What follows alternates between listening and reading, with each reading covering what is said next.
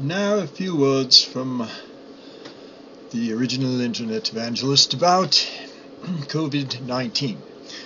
You might have seen my video where I parody the Steely Dan song, Hey 19. Quite a few people looked at that pretty quick. If I wasn't throttled and shadow banned by YouTube, it would probably take off pretty quick. Check that out. Yeah, I got on their bad side years ago doing the Stupid Atheist Trick series and so on. But I just wanted to make a quick comment about people driving cars around with masks on. If you're alone in your car, I mean, if you got grandma in there or someone you're afraid of infecting her, I can kind of understand it. If you're driving around alone in your car, either you've got somebody else's car or you've got a filthy car, or you need to clean it up maybe. Or if you have the mask on, you do understand that if you get it, and you can't tell if you got it for like 14 days or whatever, sometimes you can't tell at all because it just goes right by, but if you get it and you are breathing it into a mask and then you happen to get chilled or something and you breathe some cold air and it really takes off in your lungs, you got a lot more particles back into your lungs, and some of those might be coronavirus that you would have exhaled otherwise. So I just kind of pity people driving around their car with a mask on. It's like the worst possible thing to do, I would think, in this scenario, but it probably doesn't matter a huge amount. It's like the seasonal flu, I believe, because of the results that are breaking, and because early on I saw that, you know, they were misrepresenting the data, and they took the number of people who had died, which they had obviously a good fix on. Probably they got most of the dead people, though in China you never know, but you might have just shoveled them under the carpet somewhere, but they probably got a lot more accurate fix on the number of dead people as opposed to the number of people who actually had the disease. You see, that's the problem. The people who had the disease was obscured, and we only find that out with the flu, for instance, by doing modeling and probing various parts of the population and trying to get a good representation that we can extrapolate onto the population and make good estimates as to how many actually have it. Because, you know, I've had the flu how many times, and no one ever knew I had it who's in the medical industry. I never went into a hospital with it, and most people don't. They just deal with it at home. So you have at least 10 to 20 times, I figured, the people there in Wuhan who had reported it, been taken to the hospital, as those who had it, because I found out, you know, like a 103-year-old lady got over it. So it doesn't even kill all the old people. It doesn't even make all the younger people anywhere near the younger people critically ill. So if it was really hyper contagious, you know, you figure you're infecting maybe 3 people a day minimally, and that winds up being a 3 to the n growth thing, where n is the number of days, and you would have like 10 to the 28th some within 28 days, and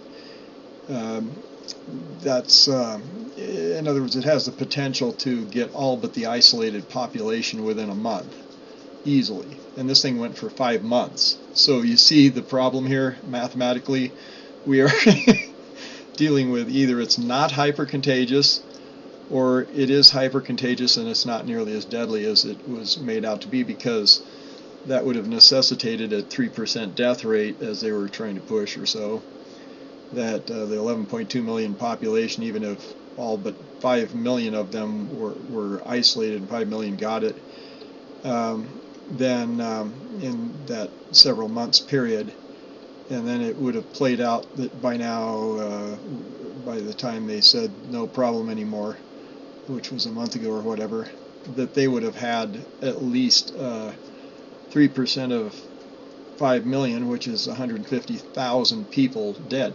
But they only incinerated like 47,000 in that time segment, and that's of all death causes. So I think they only had a few thousand COVID deaths in that amount of time.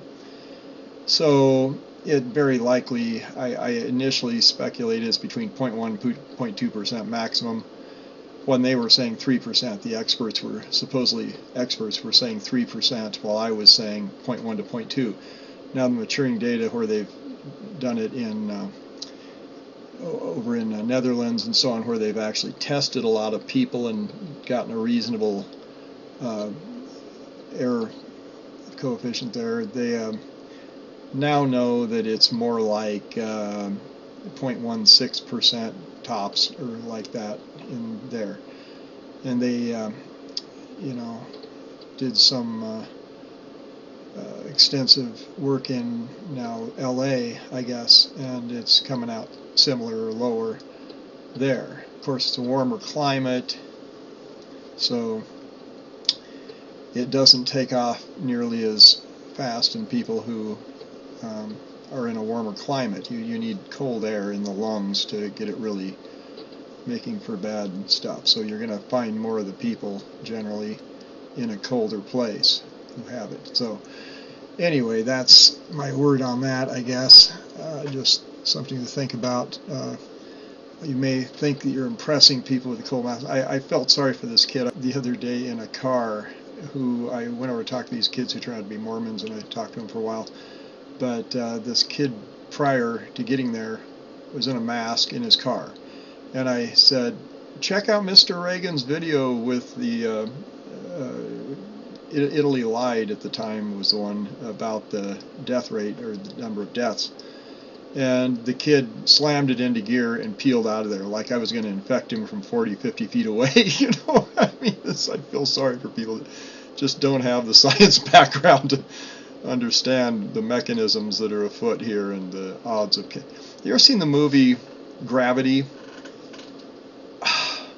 How do movies like that exist? It is so bad technically. I mean, the things that happened there were just absurd. Absurd. This thing blows up, and it's like all the stuff was funneled right into him, you know. It just... this stuff would have gone every direction, and the chance of you being hit by any of it a mile away is nil. And, you know, Dante's Peak, that one was hilarious, where the guy is going across they amped up like the acidity of the water from the volcano. And these people are going across in an aluminum boat, which, you know, has 16 gauge aluminum maybe or something on it, you know. And so it's not very thick. You meanwhile have a prop that's also made of aluminum, maybe, but it's way thicker metal. And the guy, no holes in the boat, but the guy pulls the prop up out of the water, and it's eaten completely off. And I just like, I mean, I just fell on the floor laughing, literally. I was, who is a science advisor on this thing? Oh, help us. So, yeah, just think about, taking a science class or two. It really will help your understanding of what is and isn't dangerous in the world sometimes. And, wow, look at the moth. Where'd he come from? Already got bugs out here. It's just starting to warm up here. And anyway, the other movie that I always think of, Gravity, Dante's Peak, and what was the other one I was thinking of? There's one that has just the most horrifically ridiculous scenarios. Well, anyway, in Gravity 2, where he's like, can't hang on much, and he falls back to Earth, as if the gravity gradient is not just incrementally different between him and the other person. You would feel virtually no force between the two of you. A small hair would hold you together. Because it's proportional to the radius from the center of the Earth, which is very incremental at 1 foot or 1 inch or whatever from here or there at that radius. And you're both in orbit. You would continue in orbit at the same diameter if you're in orbit. You're either in orbit or you're not. So it's just the mind-warping stupidity of some of the scripts they put in these things. Anyway, something to think about. We are in a dumbed-down world, and that's why people bought into this whole thing. And unfortunately, it's going to have some very sad ramifications. There's a lot of starving people in the world, really starving people without a safety net. And there's a lot of almost starving people who are now going to be starving people because they lost their job, they lost the connection with a service industry or whatever that went down because of this. It's going to be really sad. There's going to be a lot of dead people, and not because of the virus directly, but because of the reaction we had to the virus and our hyper paranoid realm of dealing with it. Yeah, not good. Have a nice day.